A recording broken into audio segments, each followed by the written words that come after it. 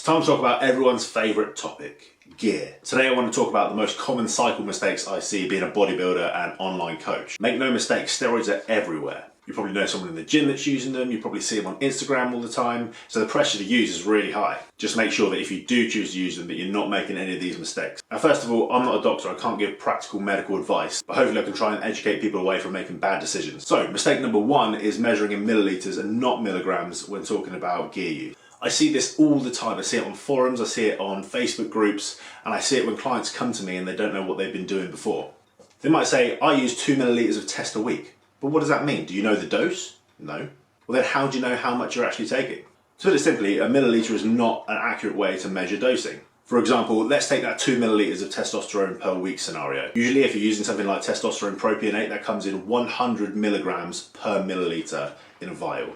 If you're using testosterone and enthate, that might be 300 milligrams per milliliter in a vial. So the difference there is between 200 milligrams a week and 600 milligrams a week, which is massive. Now, this isn't always the person's fault. There are bad coaches out there are people giving bad advice because they don't know any better. If you are measuring milliliters and not milligrams, then change that today. Mistake number two is just starting too high or starting with too many compounds. 10 years ago, a common first cycle would be 500 milligrams of testosterone. And a lot of people on the forums would agree with that. There was nowhere near as much information as there is today, but 500 milligrams of testosterone is a lot. Think about the average TRT or testosterone replacement therapy dose, which is usually between 100 and 200 milligrams a week. That's a dose which is going to replace your body's natural testosterone. So if you think about the fact that your body naturally produces 100 to 200 milligrams per week, then 500 is a massive step up from there. I'd much prefer to see you go in at 250 milligrams of testosterone, see how your body reacts, get your blood work taken, and go from there. You might not need any more, and the least you can take, the better. And testosterone is the only compound you will need for a first cycle. I'm sick of seeing people that want to jump on Tren,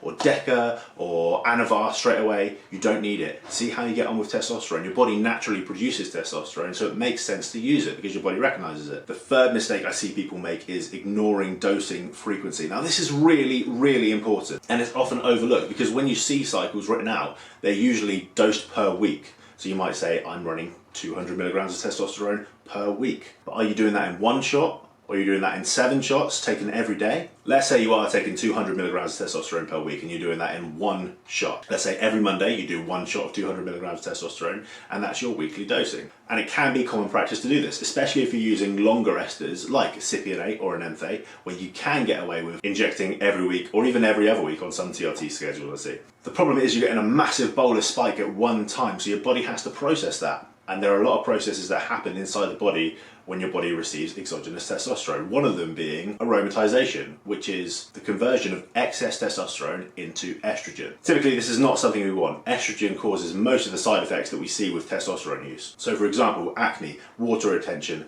gynecomastia. The more testosterone you inject in one time, the higher the rate of aromatization. So let's take another person who's using 200 milligrams of testosterone per week as well, but they're injecting every single day to add up to 200 milligrams per week. They will see less of a spike in testosterone per injection and also less aromatization, so lower side effects. This might be the difference between getting gynecomastia and not getting gynecomastia, even though you're using the same weekly dosage. Now, not everyone will have to inject every single day, but the more frequently you do inject, the more stable your levels are going to be. And that goes with testosterone as well, because ultimately you want to get the benefits from testosterone, so you'd rather have stable levels rather than a massive spike and then a big drop off. Remember too that these are hormones that you're playing with, so that can lead to massive mood swings, depression, and even anxiety. So typically the higher the dosage of the cycle, the more frequently you want to inject. Next one's a fairly obvious point and probably one that you're expecting: not getting blood work done.